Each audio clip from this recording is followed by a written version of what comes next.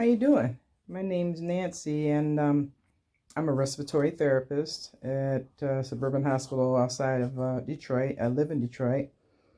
I've been a therapist for 35 years. I've worked in the current hospital I'm at now for about 22 years, and I'm a frontline worker, of course. And during this pandemic, it's been very interesting. I worked on the front line for probably 2.5 months or so. And as things started winding down and getting a little bit slower at the hospital, I found myself with the coronavirus myself. I contracted it within my organization, basically not from a patient, but from within my own area, my own department. Six of us contracted it. And I just found out yesterday, and this is day 22 for me, that I retested and I'm still contagious and I still have the virus, and the other people have gone back to work. So I just feel like God must have another plan for me. I was looking forward to going back to work actually, because that's what I do. I really do love my job. I always have since I've been doing it, even though some of the work has been very hard, especially during this time with the virus. I've had all kinds of different experiences, seeing people die more often than regular. And it takes its toll on your mind and your spirit. But for me personally, I'm a woman of faith, and I pray. I pray a lot, and I pray a lot more now, even with having this coronavirus. So right now I'm doing really well, but once I contracted it, I had a low grade temp, about 99 or so, and this was on May 8th, and then, sorry about that, and then I also had a cough and like a burning in my chest. Well, as time went on, a couple days, I just started feeling real down. My energy level was completely zapped. I couldn't stand up for like 2 minutes. Whenever I would take a shower, I had to use like a shower chair.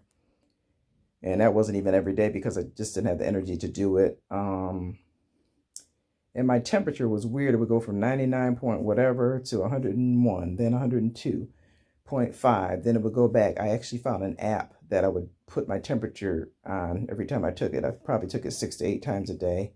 And I just felt really, really sick. One big blessing is that I didn't have to be hospitalized, but I went through one thing to another. My appetite was absolutely zero. I had to make myself eat. I did lose 15 pounds, but that's not something that I miss. But the way that I lost it so quickly, and I see how, if you notice, a lot of people that are coming out of the hospitals and recovering are so small. They're so much smaller than they were. So it takes its toll on your body. God bless the ones that are coming off the vents. There's not a lot of people that come off the vents and go home. Most people that are on ventilators are pretty much at the end, and a lot of them die. And that's what I was taking care of before I came down with it. But anyway, my food situation, I try to drink a lot of fluids, and it's interesting. I craved like pineapple and fruit. And apparently, if you look it up, pineapple is supposed to be really good as you're struggling with the COVID. It's got some immuno something in it. And I was blessed enough to have people, my husband and friends and stuff, bringing me by pineapple and fruits and soups and stuff. But food was really, if you look up some of the symptoms, it's not just a loss of appetite. It's like, they call it anorexia. And I've heard of it, of course. I've seen where people struggle with it. But when I saw food, it was just like an enemy. I just looked at it and went, oh my gosh, I can't, and I don't want to. No, don't make me. So serious. I tolerated fruit pretty well, but then because I was so weak, I had to make myself eat. And my husband was really, really good with that. It's like he made some chili one time, and he put the bowl in here, and I did not want it. And I prayed and made myself eat like 6 different spoonfuls of that. And that's all I could do. That's how it was. I've never experienced anything like this in my life. This thing is real. It zaps all your energy. It takes stuff from you that you didn't even know you had or missed. Um, I'm a cancer survivor, breast cancer survivor from 1995, and I tell you what, this was worse than recovering from that, and I'm not kidding. Um, like I said, I'm a lot better now. I'm happy about that, but it's crazy that I still I still have it. But again, I'm not going to question it. I'm just going to go with it.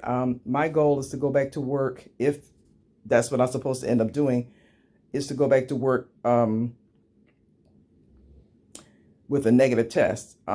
Just FYI, it's not required to have a test. And because this is such a new anomaly, this is a new thing.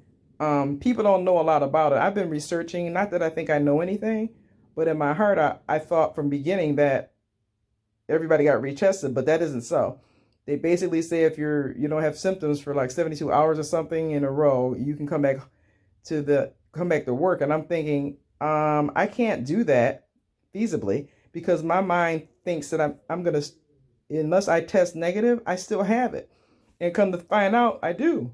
I'm not judging anybody, but it would behoove you if people that you know that they get retested. They retest the patients like twice before they retest positive COVID patients twice, and they have to have 2 negative tests before they can leave the hospital and go home or whatever. So the reasoning behind all of that, I'm not getting into the politics of it, but I know for myself that God provided for me. I went and got a test. It was free. And now the mayor is saying, I mean, anybody can get tested. So I was going to find a way, and I did. And so I have a virtual appointment with my doctor on Monday, and I'm going to see what more I can do with the symptom. The only major symptom that I'm having now is burning in my right leg and a numbness. And I don't really know what that's about. So hopefully that's okay. A very, very little production of mucus, and that's just like white stuff. But my energy level is pretty much all the way back. I still pace myself though, because I have been sitting up. I've been moving around, but I'm moving a lot more now. I'm still practicing distancing here at my house because I tested positive again. So I just want to say that just being a frontline worker and then contracting this is not something that I thought would happen. I was hoping that I wouldn't, because we were actually at my hospital protected very well. We had all the right stuff. We never lacked for any equipment. So that part is cool. And like I said, when we did contract it, it was when kind of like downtime. We didn't have our mask on. We were like, all together, and 6 of us did contract it. So things will be different when I go back to work. A lot of times we report off to each other on our patients. A couple people will wear their mask, but now I'm going to wear my mask the entire time I'm in the hospital, period. That's just the way it has to be, because not doing that is what caused us to contract this. So I think it's really interesting how I actually had planned on writing about my experiences as a respiratory therapist on the front line and one who contracted the coronavirus. And the young lady, Miss Tappy, I hadn't started writing it. I was trying to figure out a way to write it. And I wrote when I was back in high school years ago, but I hadn't started it. I guess maybe I was tired. I don't even really know. But it's really interesting that she asked me to do this a few days ago. And I'm like, that's the answer to that. Okay. Awesome. That's an answer to a prayer. God worked it out. So, and another thing is, I was trying to record this thing the other day and nothing worked out. And I think I was supposed to wait until I retested so that I could share that with you guys, that there are people that have to do it like 3, 4, 5, 6 weeks, God forbid. I don't know. But in the group of women that had it at my hospital, I was the oldest, and I'm an ex-smoker. I haven't smoked for probably 16 to 17 years, but who knows? Maybe it had a different effect on my lungs because I was a smoker. I really don't know. And because, again, this is a new virus. There's so much they don't know about it. And if you think about it, it affects everybody different. It's the craziest thing. So they're still learning, and I'm reading things and researching stuff, and you have to kind of be able to discern what makes sense and what doesn't. So the one thing that I saw with my leg is something called Meralgia paresthetica, something like that. And the symptoms of that are exactly what I'm experiencing on my thigh. So I'm going to run that by my doctor. And then another thing was the peripheral neuropathy. So I'm going to ask her what she thinks about that. I'm not really worried about it because another thing that I've found with this virus is that there's people that are on dialysis now that never had kidney problems that are people who survive coronavirus. So it attacks your body, and I think it leaves something for you. I'm so serious. It leaves something.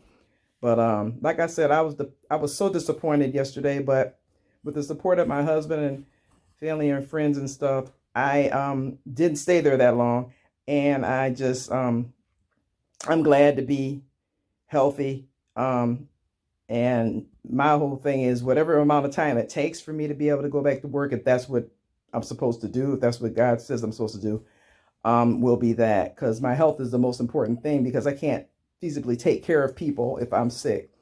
So I hope that anybody out there that's watching, they check out this this format.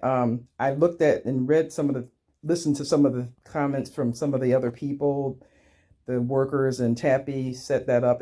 It's just really, really very informative. I'm very impressed. I worked with her some years ago, and I've always thought of her as like one of my children. She's just a sweetheart, and I know she'll go really far in life. She's probably gonna edit all that part out, but anyway, yeah. So